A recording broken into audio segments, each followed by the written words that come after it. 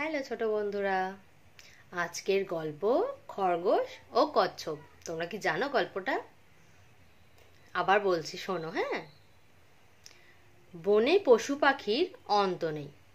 খরগোশ কি জোরে দৌড়ায়, যেন বাতাসের আগে উড়ে চলে, আর কচ্ছপ চলে আস্তে আস্তে হেলে দুলে। কচ্ছপের ওই রকম হাঁটা দেখে খরগোশ তো একদিন হেসেই লুটোপুটি। তাতে কচ্ছপটি অপমানিত বোধ করে খরগোশকে বলল তার সঙ্গে দৌড়ের প্রতিযোগিতায় নামতে। এই কথা শুনে খরগোশ অট্টহাসিতে ফেটে পড়ল। খরগোশ তখন বনের অন্যান্য পশুদের ডেকে এই দৌড় প্রতিযোগিতার কথা ঘোষণা করল, আর সকলকে উপস্থিত থাকতে বলল।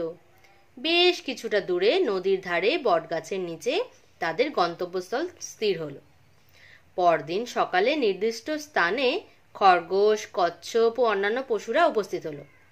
শেয়াল হলো বিচারক। নির্দিষ্ট সময়ে শেয়াল হাঁক দিতেই দৌড় শুরু হয়ে গেল। দৌড় শুরু হতেই খরগোশ নিমেষের মধ্যে অনেক দূর চলে গেল। কচ্ছপ বুকে ভর দিয়ে থপ থপ করে চলতে লাগলো। এক সময় খরগোশ পিছনের দিকে তাকিয়ে দেখলো কচ্ছপ অনেক দূরে পড়ে আছে। সুতরাং কিছুক্ষণ বিশ্রাম নেবে বলে ঠিক করে সে একটা বড় গাছের তলায় বসে পড়ল। একটু পরেই খরগোশের চোখে ঘুম এসে গেল। সে টান টান হয়ে শুয়ে ঘুমিয়ে পড়ল। এদিকে কচ্ছপ একবারও না থেমে কেবলই চলতে লাগলো। কিছুক্ষণের মধ্যেই কচ্ছপ প্রায় দৌড়ের সীমায় পৌঁছে গেল। অবশেষে বেলা পড়ে এলে খরগোশের ঘুম ভাঙল। সে তখন আশেপাশে তাকিয়ে কচ্ছপকে না দেখতে পেয়ে নদীর ধারে বটগাছের দিকে ছুটল। কিন্তু ততক্ষণে কচ্ছপ শেষ সীমায় পৌঁছে গিয়েছে।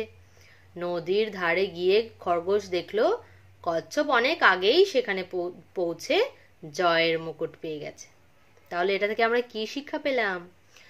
স্বভাবে ধীর ও স্থির যারা, তারাই কাজে সফল হয়। পরের দিন আবার অন্য একটা গল্প নিয়ে আসবো। টাটা।